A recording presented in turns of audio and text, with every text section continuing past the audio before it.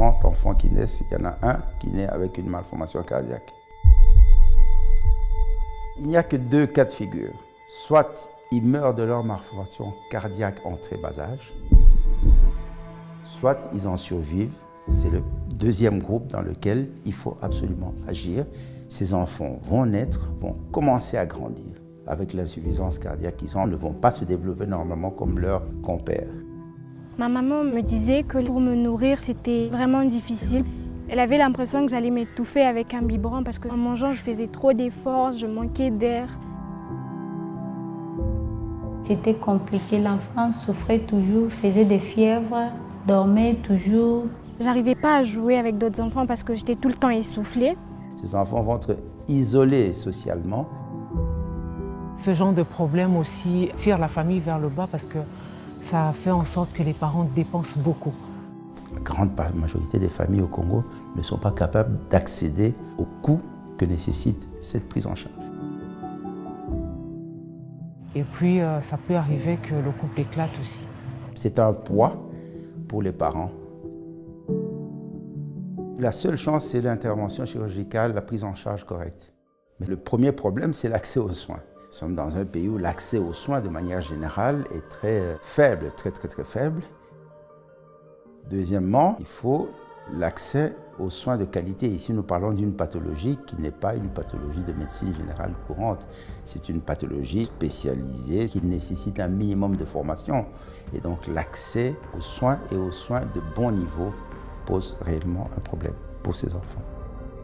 Et donc, tout leur avenir est tout à fait compromis. C'est un réel problème.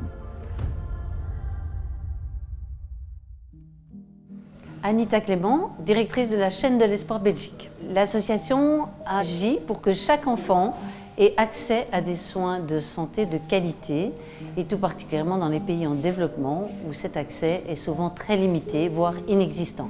Nous agissons tout particulièrement pour les soins de santé chirurgicaux, les soins préopératoires, péropératoires et post-opératoires. Jean Rubet, je suis chirurgien cardiaque.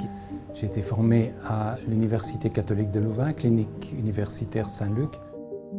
Nous avons d'abord fait venir des enfants en Belgique, on les opère, ils retournent dans leur famille guéris. Mais c'est un montage extrêmement compliqué, difficile. Et aujourd'hui, c'est l'équipe de la chaîne d'espoir qui se déplace. Les enfants sont identifiés, ils sont diagnostiqués par une équipe locale.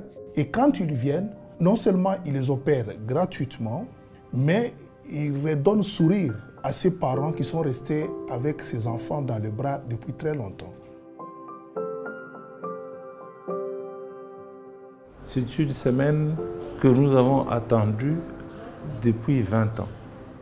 C'est un démarrage symbolique. Pourquoi symbolique? Parce que c'est le premier enfant qui a été opéré à cœur ouvert ici en République démocratique du Congo.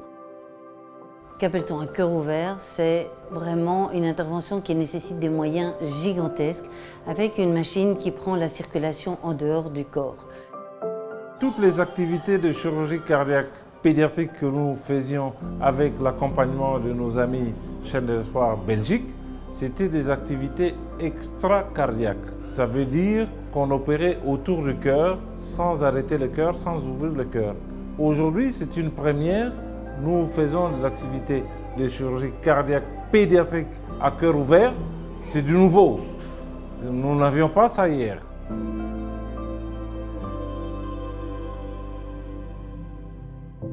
La chirurgie est un challenge perpétuel au Congo. Les conditions sanitaires sont minimalistes, voire inexistantes. On ne peut pas être certain d'avoir une électricité constante, d'avoir de l'eau tous les jours, d'avoir de l'oxygène dans les tuyaux, etc., etc.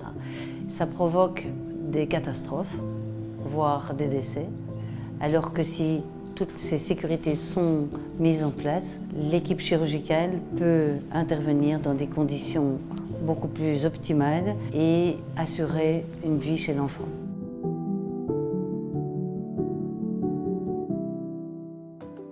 On peut se demander pourquoi faire une chirurgie aussi pointue alors qu'il y a beaucoup d'autres problèmes comme la malnutrition, l'accès à l'eau, etc.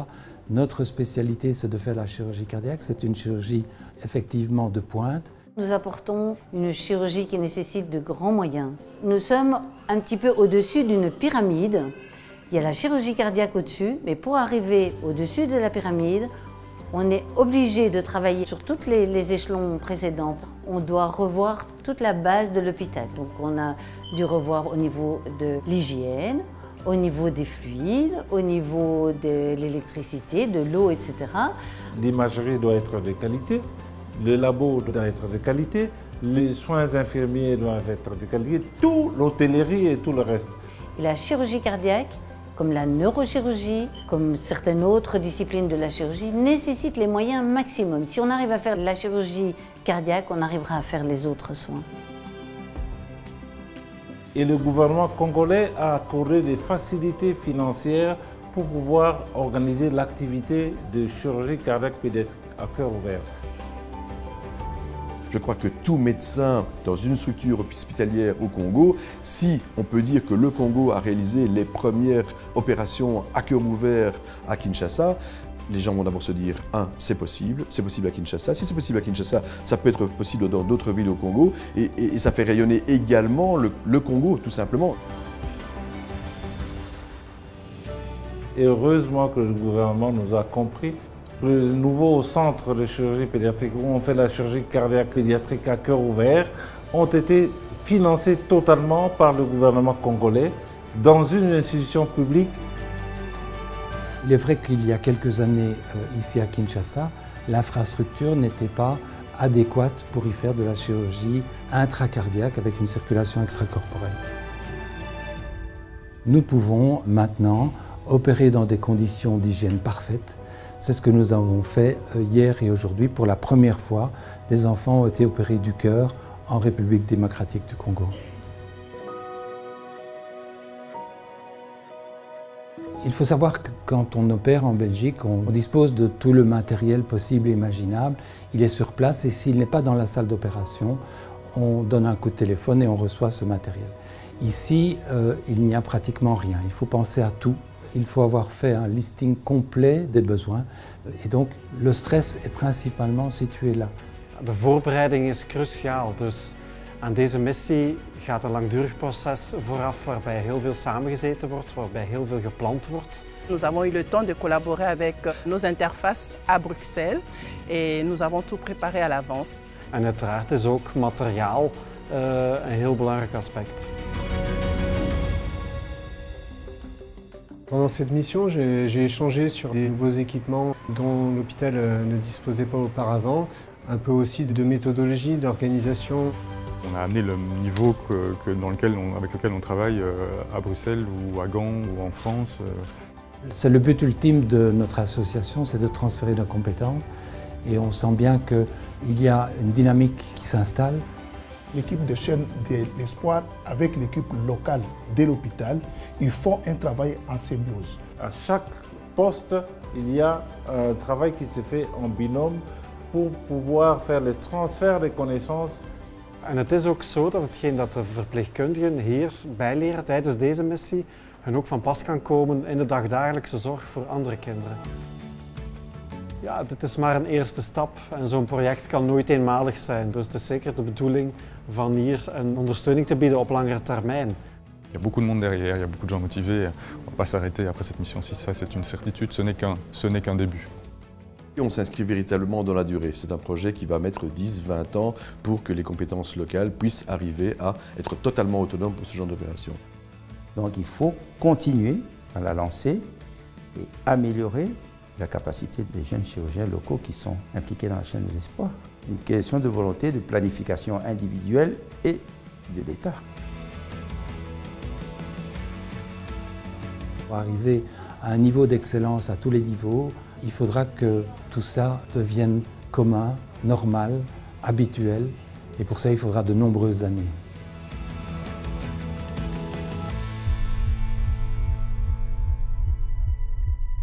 Pour Pour cela, ça demande des moyens importants. Il y a des moyens institutionnels qui accompagnent le projet, mais également des partenaires privés.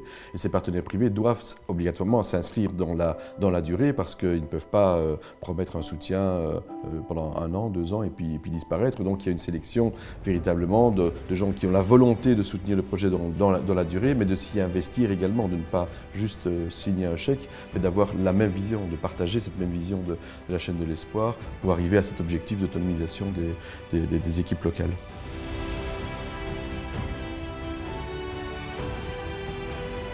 Le mot solidarité, le mot chaîne de l'espoir veut dire ce que ça veut dire. C'est tous des maillons.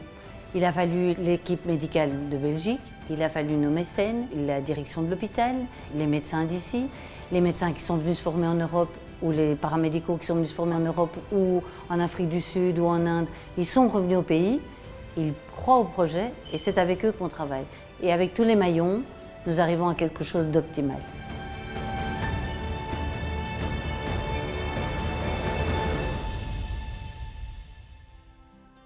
L'implication va bien au-delà de simple appui financier.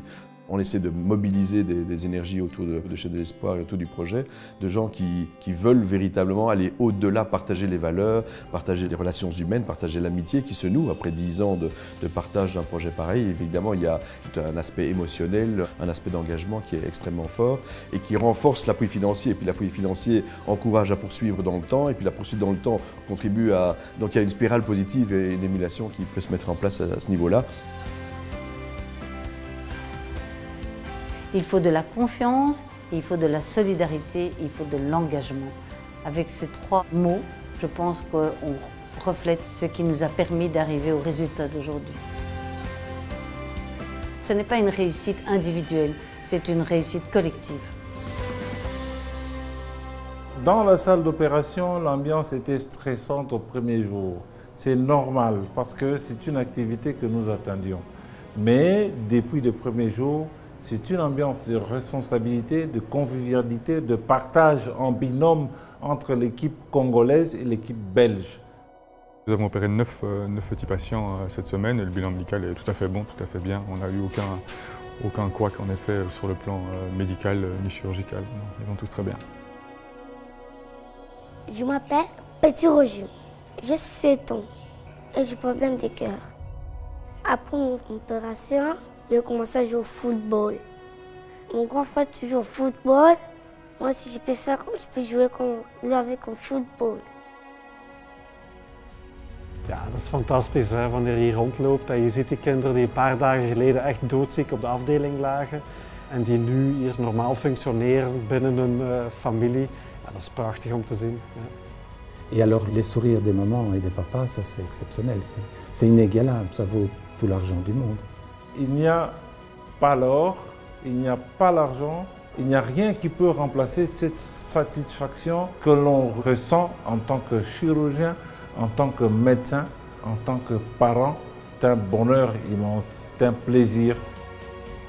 En tant que maman, pour un enfant qui a une malformation cardiaque et qu'on a la chance de l'opérer et que cet enfant va vivre comme tout autre enfant normal, c'est un soulagement total.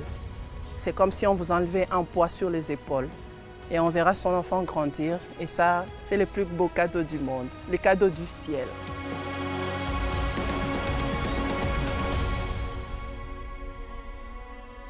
Ce n'est pas juste la vie d'un enfant, c'est la vie d'une famille que vous remettez en place. C'est quelque chose de tellement vrai et quand on l'entend une fois, on n'oublie jamais.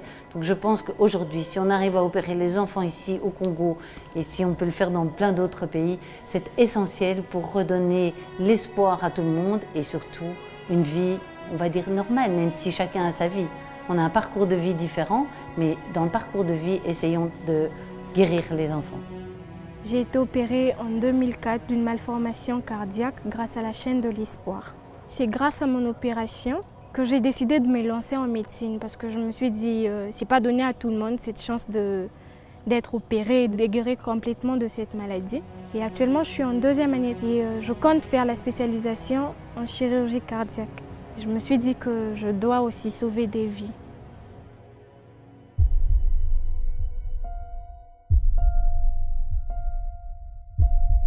It's all in our hands, this life of time. that's given to us all. It gathers round each night, each morn. We watch it pass and grow. It is all in our hands, it is all in our hands.